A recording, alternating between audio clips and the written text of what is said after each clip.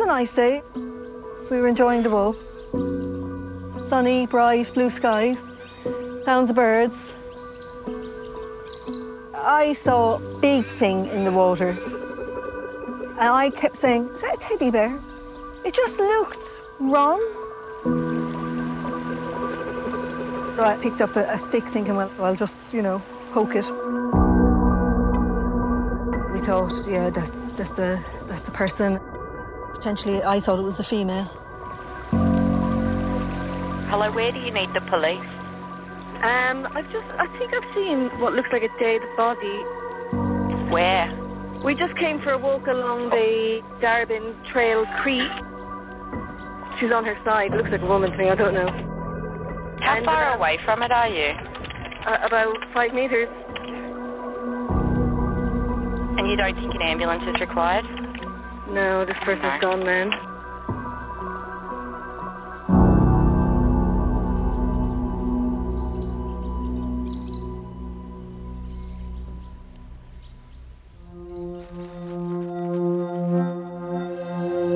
The deceased was placed on a tarp.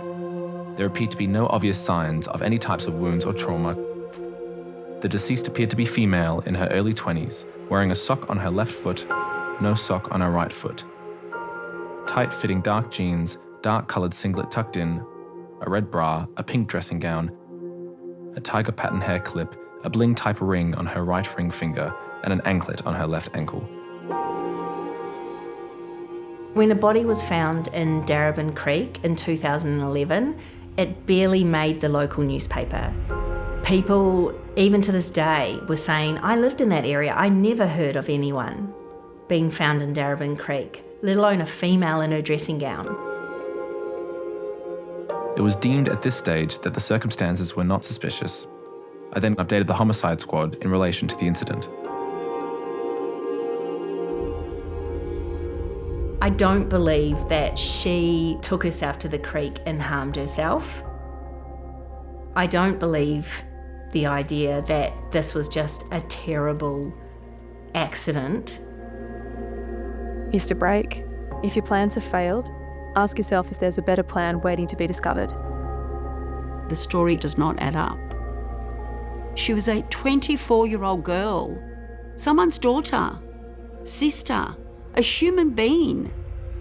We just don't sweep things under the carpet. God, help me be strong and let no one bring me down. Amen. There is so much to her story and there are so many inconsistencies. But I think we are closer to getting those answers.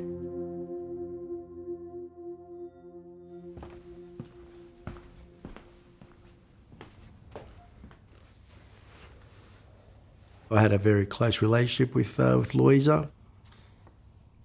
I was her brother, a friend as well, but I also acted like a father figure to her too. It would have been probably a couple of weeks. I'm trying to get a hold of her and she's not answering her phone. And all of a sudden I receive a phone call from her boyfriend saying that he doesn't know where Louisa is. And I found that quite odd because, I know that they're together usually all the time. So I went over to her house and found the house pretty much, just abandoned. You're thinking, the worst.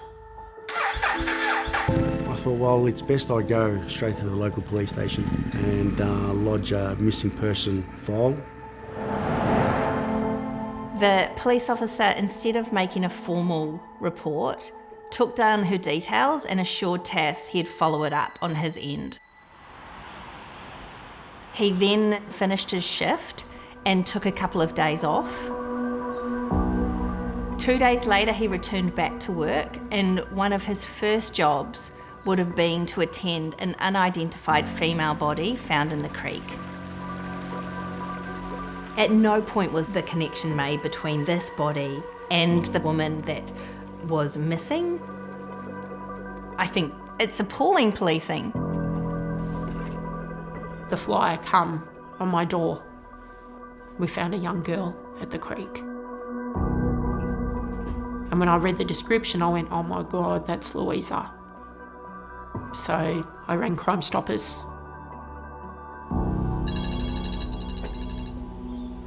A family member who works for the police contacted me. He goes, yeah, they found Louisa in a creek. I go, what, dead? And he goes, yes. And that moment there will always be very painful. It just rocked me. It shook me to my core. Γιατί έχω κάτσει μια μισή μήνα. Θα πάω στα χιόνια. Πολύ κρύο. Louisa was a free spirit. Absolutely gorgeous girl. You could tell she had a beautiful big heart. She was very kind, extremely smart, and very mature, the way she carried herself. She spoke Greek, she spoke Arabic, and she spoke English. She was courageous, she was talented. She could walk in a room and all eyes would just stare at her. She was a natural beauty, a glamour, with a gorgeous soul. The police believe that, it was just a death that was caused by drowning. I just don't buy that story. She was a strong swimmer, she could swim. And I don't believe that my sister was suicidal. It had all the hallmarks of something suspicious. And for them not to have activated the homicide squad is just beyond me. Auntie Louisa. A lot of information here. In the autopsy, there was nothing found in terms of the potential cause of death. And the toxicology report came back that the only detectable drug in her system was cannabis. So the police prepared a file for the coroner in terms of their own investigation, the results of the toxicology and the post-mortem, and their conclusion was that there was no suspicious circumstances. So ultimately the decision was that Louisa, her death was consistent with drowning. And this was accepted by the coroner. The coroner has considered the request for an inquest and refused your application. We will send you a copy and close our file. I really didn't know what to do because the doors were just, closing on me. I thought the first point of call was to get an investigator, right, a private investigator. And I was referred to Julia Robson. I'm a former police officer turned investigator. A lot of the time when there's going to be a protracted investigation, I have realised the power of the media, and I came to really enjoy making podcasts. And there was this email from Tass saying, can you please help me solve the case about my sister and find answers about what really happened to her. It was enough to get me interested in the story. She's just beautiful. Isn't she? Yeah. And that's me with my younger sisters. My parents separated when I was young, so we come from different fathers. You share the same mother. But the same mother, correct. We had 30 years difference between us. After looking at the information available, I realised that Louisa's story was just incredible.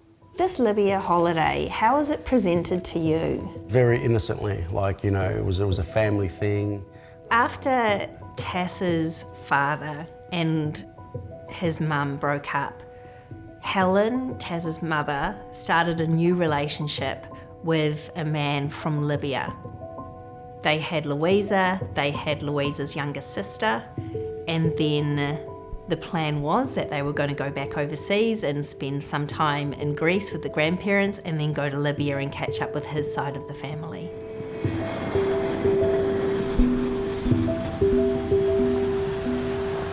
When they got there, Louisa's father turned around and said, no, we're staying here. You're not leaving. Now, this was against Louisa's mother's wishes. My mother, we said to her, you can leave, but the girls are staying here. She was beside herself. I picked her up from the airport and she was just in hysterics. My girls, he kept my girls. And I was just reassuring her that, look, we'll get them back, it's okay. My mother tried to get the Australian Embassy involved and that really didn't help. No one was assisting. They lived in a derelict building here that you can see that was just abandoned. That's where he put them. Bars on the windows. And bars on the windows. This is the wall that was built purposely to separate the girls from him. Louisa would have spent probably 2 years in Libya. He left marks and he left immense scars. They weren't allowed to talk to boys. They weren't allowed to socialise. If they even tried to, they'd cop a beating. Louisa's mother had to sell up everything she had and she went to Libya. Eventually, she was able to get in contact with the right people who said, we will help you leave this place. Heavies as such, like gangsters, right, but with good hearts. People that were willing to try and assist them to get them out of the country. As the story goes, they left Libya in cars where they were hidden and there were men with guns. I mean, that kind of extraordinary story.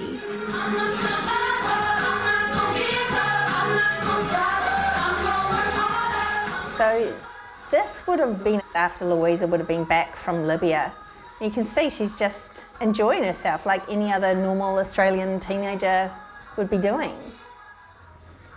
There she is. Speaking to Louisa's friends that she made in Australia, everyone kind of glossed over that and said, oh yeah, Louisa just took it on her chin. She wasn't worried about it.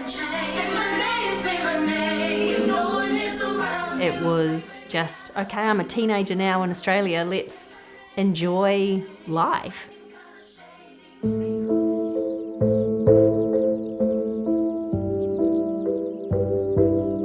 Helen and her 2 daughters eventually settled in social housing in Reservoir.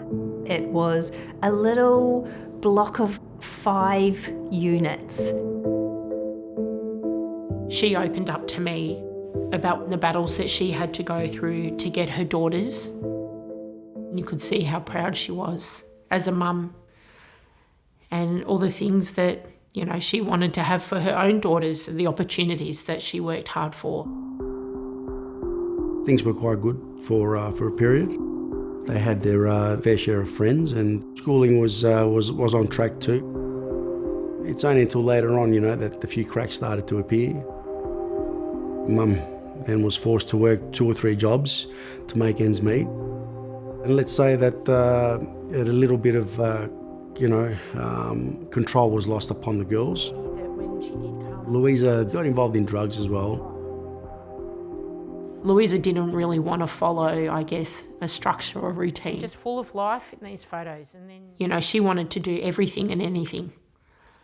We're here, there's no really rules or restrictions. I can wear whatever I want, I can do whatever I want. You know, I'm not a prisoner.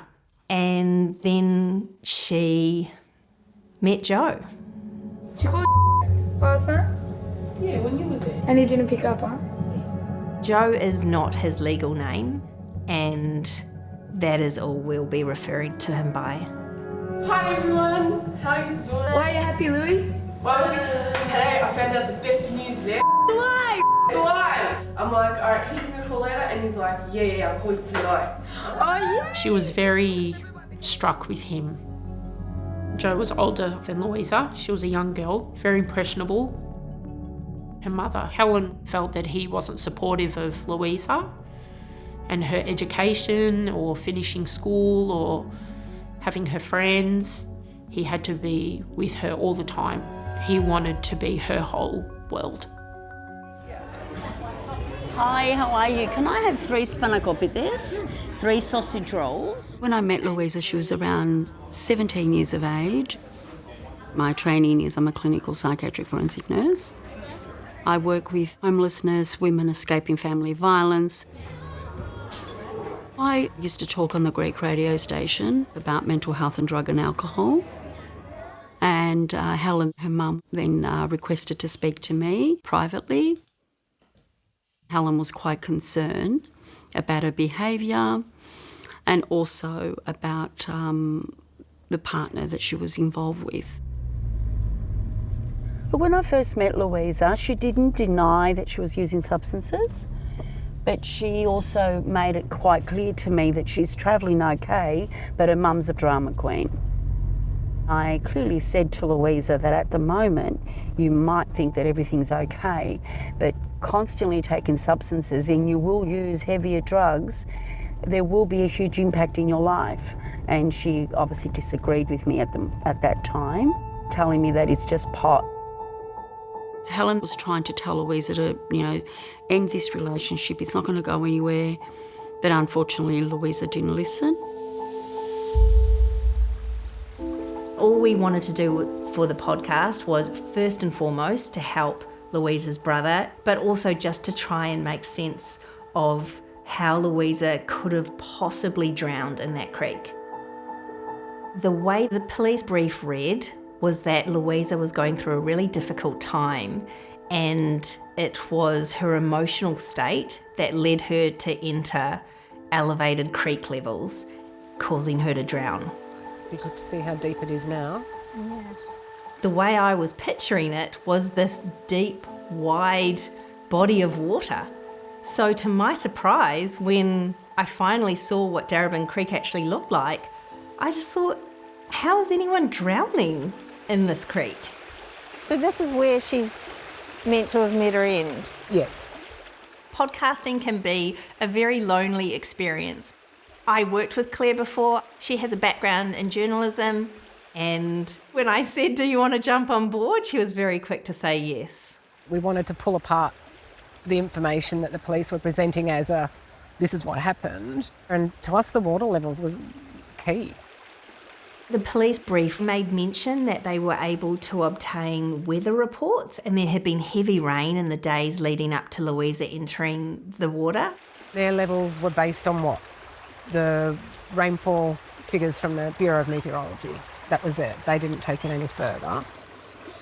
The police had taken visual cues and were able to see that there was rubbish on the trees higher up on the banks. And so that suggested that the creek had been experiencing elevated water levels at the time. But that never provided any information as to what the actual depth of the creek was at the time that Louisa entered. So that became the key part of our investigation. We had no experience in regards to water depth, but it turns out that all that information was available through Melbourne Water directly. You could see the depth from 6 kilometres upstream and 4 kilometres downstream, and what those levels were telling us was that the water was only 40 centimetres deep. 40 centimetres. Louisa is 170 centimetres. We went into the middle with our pole and measured those depths. No, Claire came down into the middle of the creek. She was right in there, so I just ran with it. We have completely recreated what the creek level would have been during that period when she entered the water. The deepest it got was about there, wasn't it? Is that, Yeah, we taped it. Yeah. And it was a good exercise to do, because really the only thing in there that I was stumbling on were the rocks. Now, I certainly didn't feel like it was going to go over my head anytime soon. I mean, you're half out of the water. Why couldn't she have just stood up and walked out? We couldn't work out how you would drown in that unless you were already unconscious. Of all the options as to how Louisa died in the creek that day, I think the least likely option is suicide. I have never heard of someone ending their life in water that they could just stand up in. So the obvious answer would be that she was incapacitated in some form or unconscious. And we have to remember that there was no sign of a head injury or any significant injury. So I think that just kind of spurred us on, really, didn't it? To just go, okay, what else do we need to look at?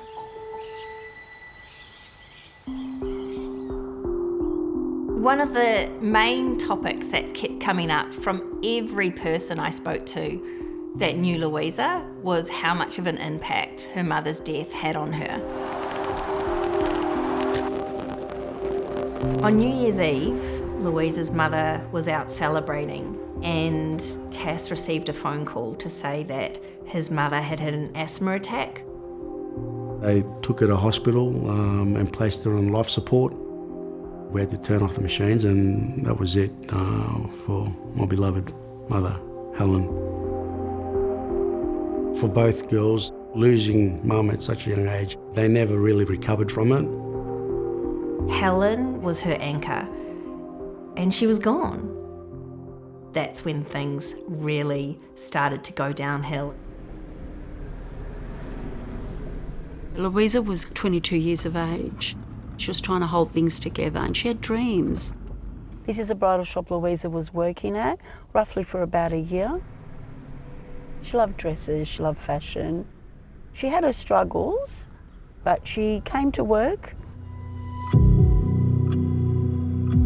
With Helen passing away, Joe became such a bigger part of Louisa's life. He moved into the house, he called the shots, a situation of what we know now as coercive control. It feels like the police was sort of leaning into her state of mind. Well, it just comes across that the police had wrote her off, that she was depressed.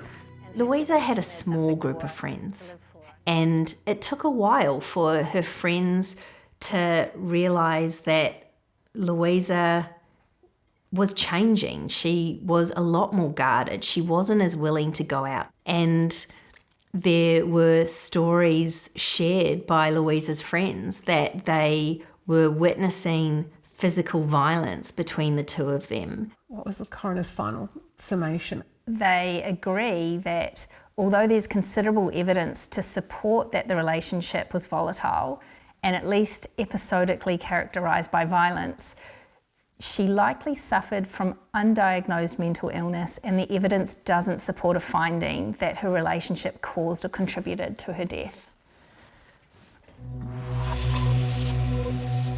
I would witness him being physical with her, whether it was slapping her, hitting her, grabbing her.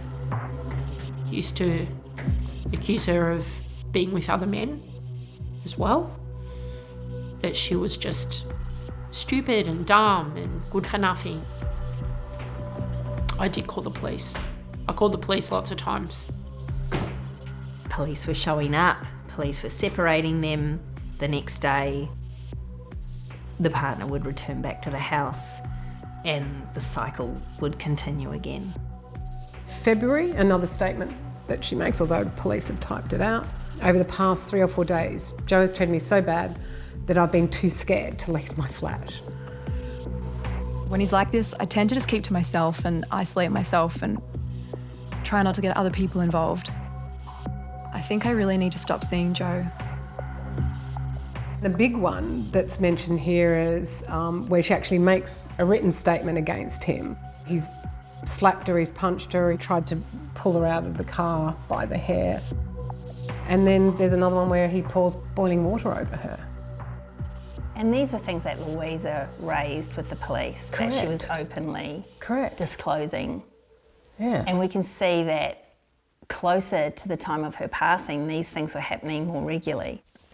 They then ultimately laid a charge of assault against him. So they were well aware that the allegations of assault were increasing and their concern was clearly growing as well.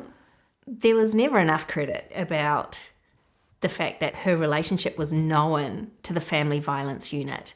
And in fact, I think it was completely diminished in the report. And it was more focused on Louisa being depressed and unhappy.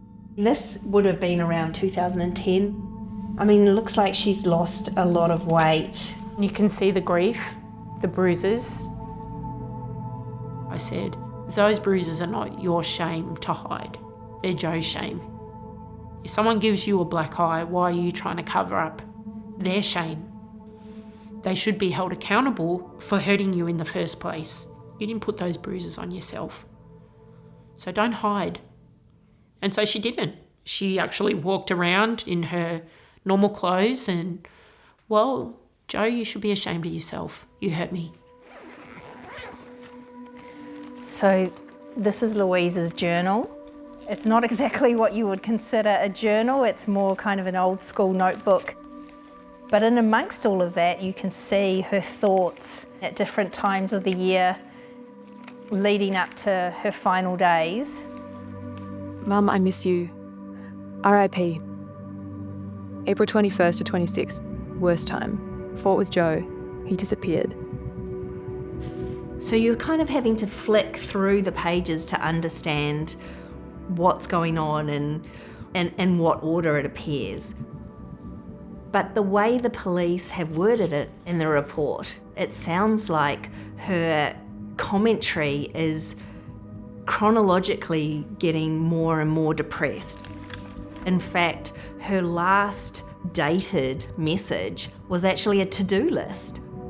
Saturday, 23rd of July, money transfer, ANZ. Pay rent, call Yaya, service the car, get a haircut. And in one of Louisa's journal entries, she writes, "Fuck the world before it fucks you. Never give up." Now, by the time it reached the brief that got handed to the coroner, that had been reduced to "fuck the world before it fucks you," and the "never give up" was no longer part of that sentence. Which is a really important part of that sentence, because it shows that even when life is incredibly hard, you just keep going. And that's really a sentiment to Louisa's whole life. Reassuring myself that everything's going to be okay, tackling one thing at a time. In the last few months of her life, it was dire straits. She had let Nurse Helen know that she was having financial difficulties. She had registered for the equivalent of a food bank. She was trying to become a personal attendant to work in an aged care facility. The problem was, in her earlier years, she had been arrested for an assault. It was just something minor, but she was found guilty. And unfortunately, they said that she wouldn't be able to continue with that career choice. We met up together and she asked me for money, and I can see that this wasn't the right Louisa. She had lost a lot of weight. Louisa would never walk out of the house without being 100% perfect. Makeup, clothing, everything had to be spick and span. And this time, she looked very dishevelled. Did you think she was suicidal? No, I did not think under any circumstances Louisa was suicidal. Definitely not. Maybe depressed, yes. Embarrassed, humiliated, but under any circumstances, not suicidal. The spirit was still there. Louisa's friends had all suggested that she had said that she was ready to leave the relationship. She was planning to leave. Didn't say too much. I clearly said to her that I have great concerns, and her response was, "You've got to have faith in me, I know what I'm doing." I did not believe that. I tried to encourage her to come up to the Greek monastery with me in Geelong. My aim was to get her there just for some time out and to think about what's going on and just to see things differently. And she goes, "Great, okay." I organised it. But then, unfortunately, that never happened.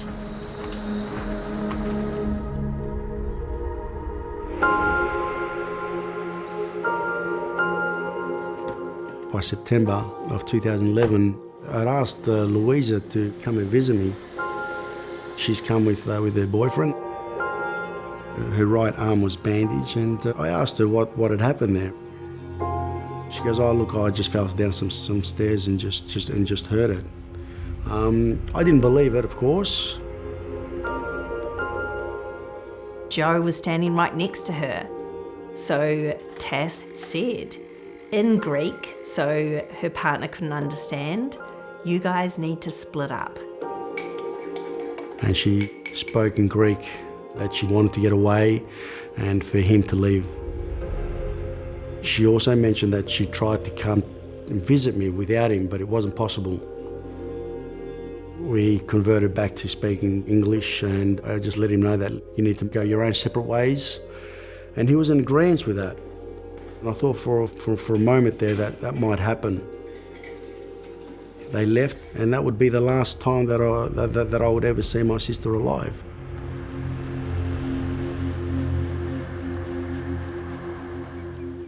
Thank you. And recording. Does Claire need headphones on? Yes. Just about to do it, boss.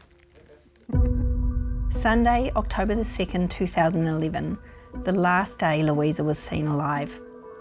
What transpired on Louisa's final day depends on which version of events and the source you choose to believe. Part of revisiting this investigation was a reconstruction of the timeline to understand exactly what was happening hour by hour. This was the closest we could come to trying to put ourselves back at that day that Louisa disappeared. Both the police and the coroner have relied in part on the account provided by her boyfriend Joe. This is understandable considering he lived with her and was the last person to see her alive. However, it also raises concerns that the person recounting Louisa's final movements is the same individual who was facing charges for an alleged assault on her. Yep, no, that's fine. You've just put it in. The biggest thing that we could find was the amount of inconsistencies there were in regards to the boyfriend's account of what had happened.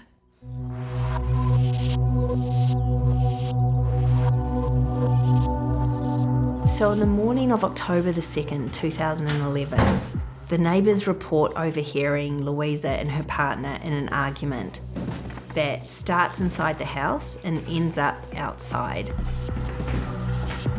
Louisa is seen to be distressed.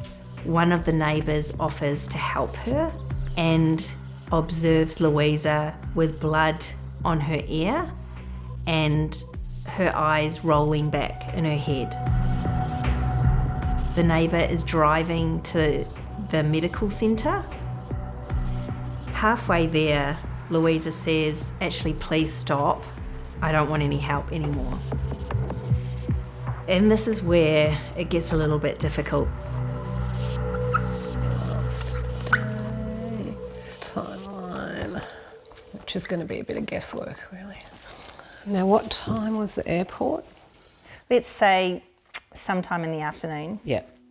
As far as we're aware, Louisa walks back to her house, somehow makes her way to the Melbourne International Airport. The problem is that she didn't have any money. Yet she had this charm about her. I'm sure she would have thought, as long as I get myself there, I can figure it out once I get there. And unfortunately, this time it didn't work out for her. 2:10, she hails the cab. She gets in a taxi and is quite upset, asks the taxi driver if she can use his phone, rings Joe and says, "Can you please come pick me up?"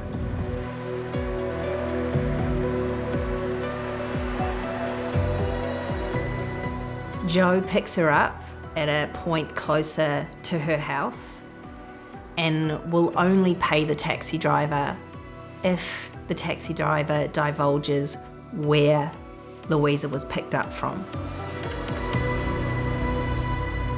According to Joe, he says, "What were you doing at the airport?" And Louisa says, "I was going overseas." There's a little bit of confusion about exactly what happened later, but it would appear that Louisa, her partner, and a friend of her partner drove over to George's house. George and Louisa were friends, and they also had a shared interest of drugs. They came over together. Joe waited outside. we connected, in a friendship way. It wasn't nothing ever sexual. We had a good discussion about her life. We weren't long, probably 20 minutes. She mentioned her relationship, of course, how she had been wanting to get out of it. She was scared, After talking to her, I think it gave her that courage. She told me that this is it, this is the time I'm going to leave, and I felt like I helped her. While Louisa was inside, Joe had turned to his friend and said, I think Louisa is having an affair with George. And as they were leaving, Joe became quite angry, turned around, drove back to George's house and smashed his car window.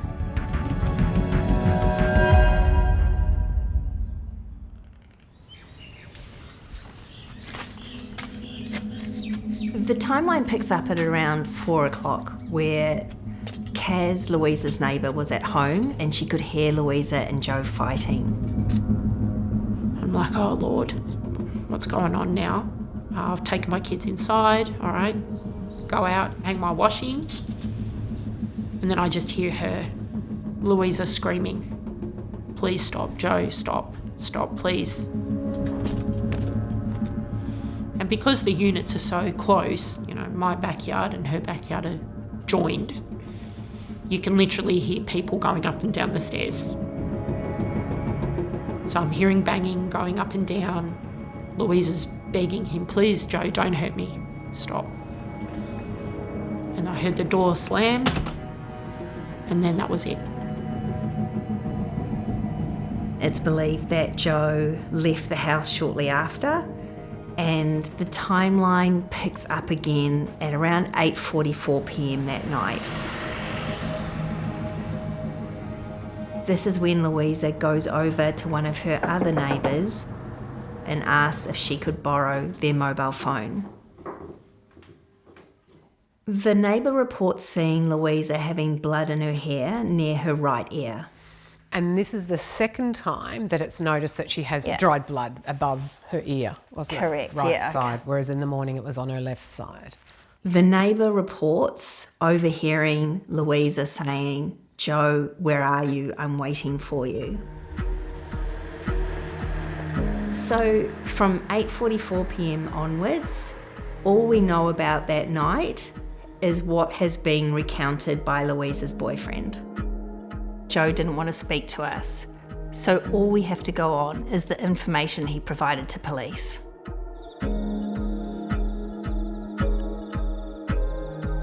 Joe's version of events was that he broke up with Louisa. I told Louisa to put all of my things in a pile. I didn't want to go inside because I was upset and I didn't want to fight. I told her that I didn't want to be with her anymore. I told her that she had ruined my whole life. I started crying. Joe said to police he went back to his parents' house.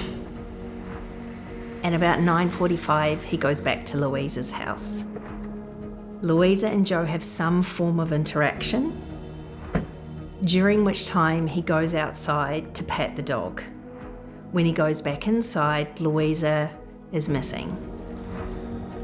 Joe goes outside looking for her.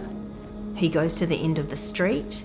He looks down towards Darebin Creek, and under the street light, he catches a glimpse of Louisa's pink dressing gown she was wearing and surmises that she must have run towards Darebin Creek. I saw the robe under the street light as she ran away. It was done up. I thought if someone saw me, I would get in trouble for chasing her. I also thought it's not worth it. Joe's account is that he went to sleep. I went to bed and lay there waiting for her.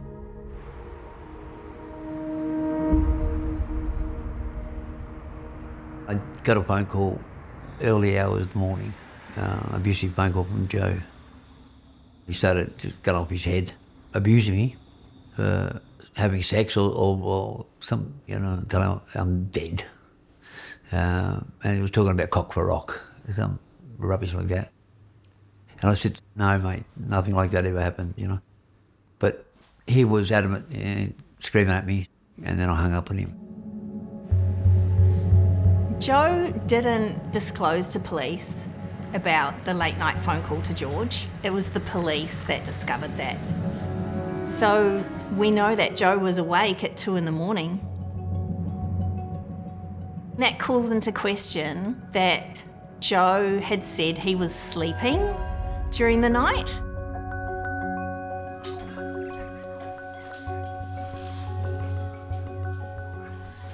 The next day, he allegedly found her diary, wrote a note in her journal.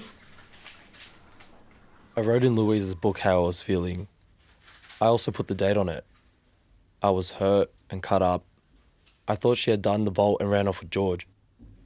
According to Joe, he then took the dog for a walk down to Darebin Creek. It was at this point, he states, he stood on the bridge and could see her dressing gown floating in the middle of the creek. He then rang Louisa's brother, Tass. He contacted me, letting me know that he was looking for Louisa and couldn't find her. I said, no, mate, I don't know where Louisa is. You need to start looking for her. She's not with me. And he goes, well, okay, I'll start asking her friends. He mentioned that he'd actually seen Louisa's pink nightgown from a distance in the creek. I'm thinking, you saw Louisa's nightgown, and what, you didn't go and approach it and get a closer look of what was going on, which I found quite odd. Later, the police stood on the bridge where Joe said he was standing when he spotted her dressing gown, and they reported in the notes that they were unable to spot that location where Louisa was eventually found 8 days later. So what do we know? So far, at the time of the creek, when Louisa's body was discovered, it was decided there and then that homicide wouldn't attend. Correct. And probably suicide is what they were leaning towards. And yeah, no homicide squad needed, nothing suspicious.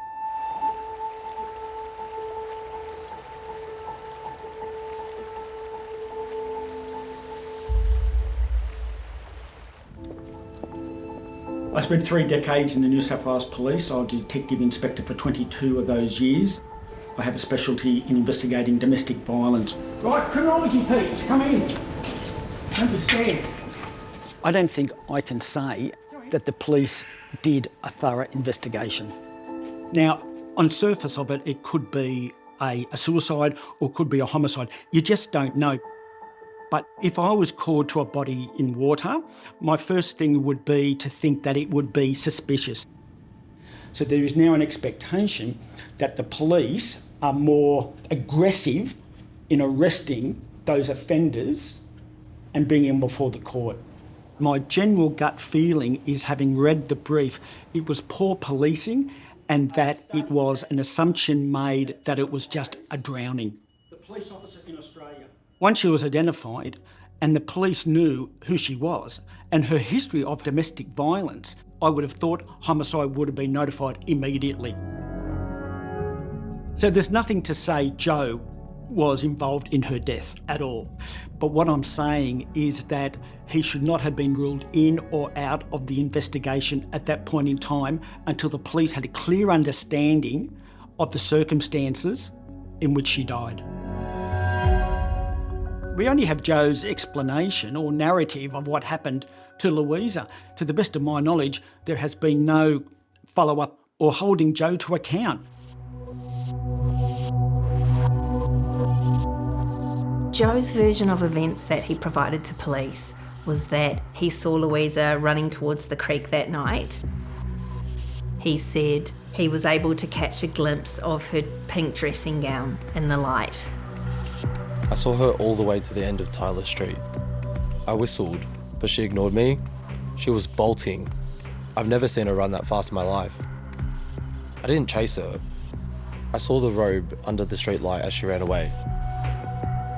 But the following morning, after Louisa disappeared, Joe is alleged to have contacted one of Louisa's friends. And when the friend had asked him what had happened, Joe had said he had chased Louisa all the way down to the creek. Joe then said, "She ran out of the house and I chased her all the way to the creek." Joe was really angry and erratic. He said, "It nearly killed me. I couldn't breathe." Yet when you read Joe's statement, he says he turned around and didn't go to the creek.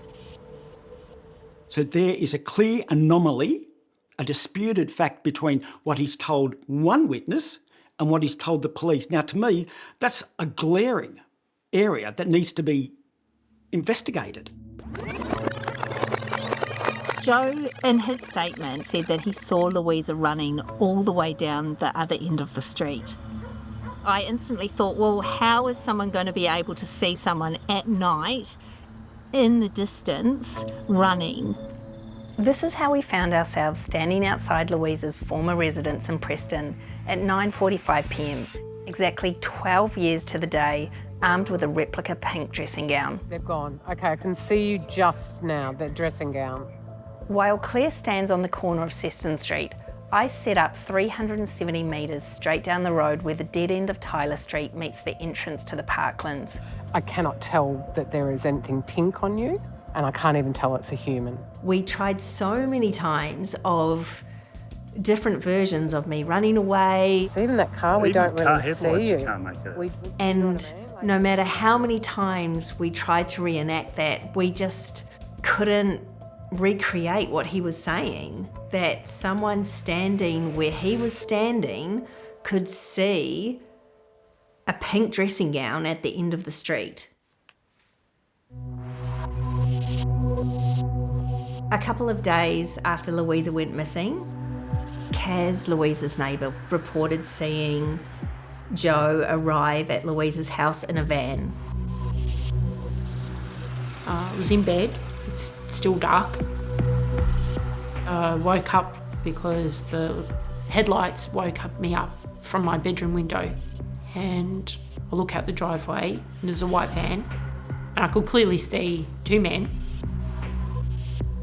And as they've walked into the front of the van, I could see that it was Joe.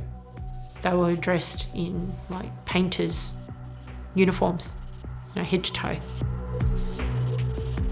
I hadn't seen Joe for those couple of days since I last heard him and Louisa fighting. Now, this doesn't necessarily point to any guilt, but it's certainly unusual that she was woken during the night. Now, I would have expected the police to raise this with Joe and to go back and speak to Kaz to get greater detail. But in the brief, there's no follow-up by the police to probe this. I understand that Joe spoke with police on 2 occasions and provided one formal statement. On the day that she disappeared, there is no suggestion by Joe there was any fighting or arguing. Yet the other statements indicate that there was arguing and fighting between Joe and Louisa. Joe did not disclose any assault committed that morning. He did not freely disclose previous assaults on Louisa or how he treated her or spoke to her. The fact that she went to the airport that day is an indication that she was making an effort to leave the violent relationship with Joe, that the relationship was coming to an end. It was clear from speaking to Joe that he was finding Louisa's death difficult to cope with. It sounds like when Joe was asked questions, he was too emotional to continue the interview. My understanding is that the police allowed him to leave because he broke down and cried. I mean, that to me is astounding. Joe discussed how Louisa's death had affected him, which appeared to be genuine. He was provided counselling contacts, which he requested. To accept Joe's version of events on face value, which appears to be the case, is just a almost unbelievable oversight by the police. I was very disappointed with the whole police investigation. I mean, this is the police finding. While there has been a long history of domestic violence involving both physical and emotional abuse by Joe towards Louisa, I have found no suspicious circumstances relating to this death. I rest my case. When a police investigation, an autopsy, and the coroner's findings all fail to reasonably explain what Louisa was doing in the creek before her death, should the family feel satisfied that there's nothing else that can be done? When the podcast came out, there was so much feedback coming in from just all over the place. It was quite incredible. Let's make sure that Louisa's voice, though silenced, continues to be heard. The gratitude is immense for the effort that was put into this podcast. I've actually heard it twice over, you know. It was difficult to hear, but it was shining some new light, which could probably help the case. Not long after the podcast, we got some interest from the legal team that were willing to take on the case.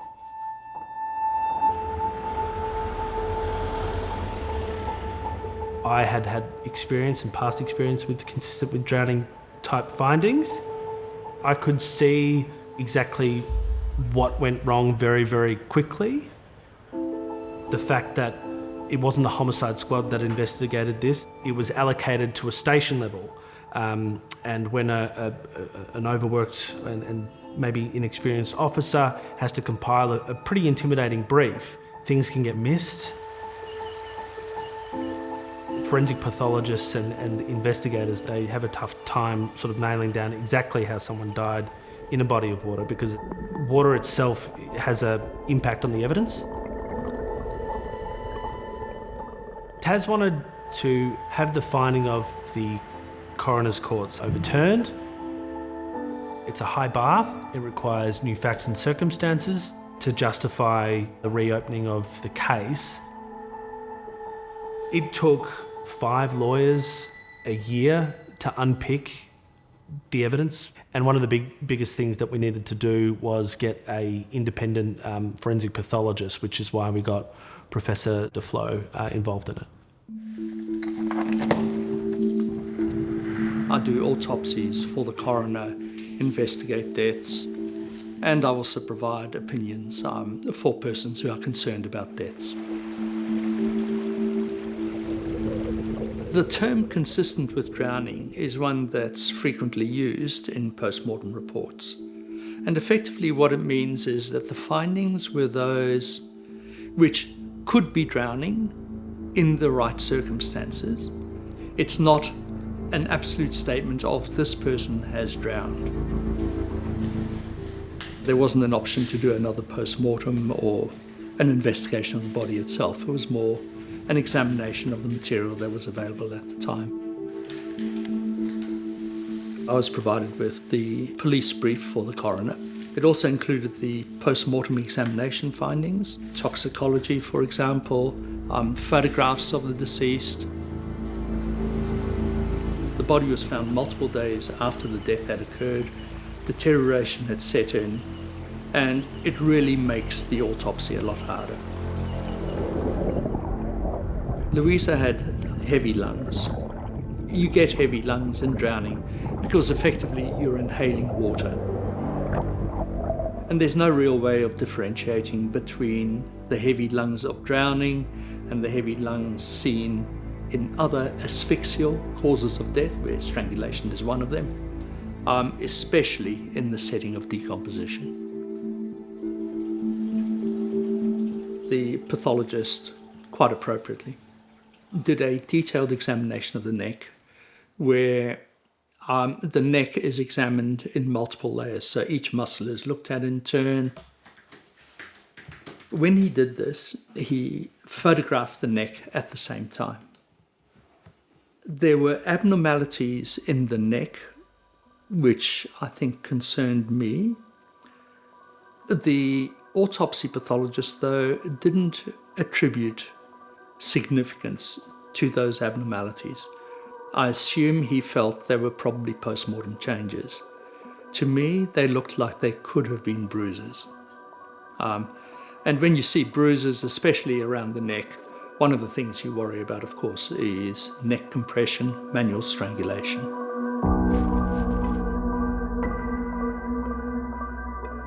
The evidence for her having drowned is slight. It's based on circumstances and effectively the body in a location where she could have drowned. I don't think manual strangulation in this case can be excluded, and I can't tell you whether the manual strangulation, if it did occur, would have been survived or would have resulted in death.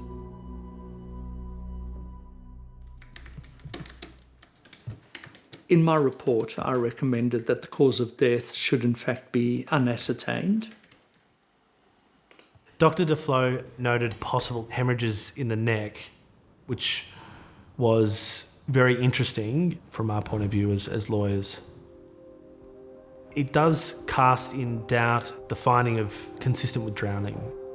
If there's bruising around the neck when a person is found in a body of relatively shallow water, and that person is a strong swimmer and quite tall, that then starts to create a constellation of factors that would justify the reopening of the case, and that's what we rely on as part of our submission to the Coroner's Court.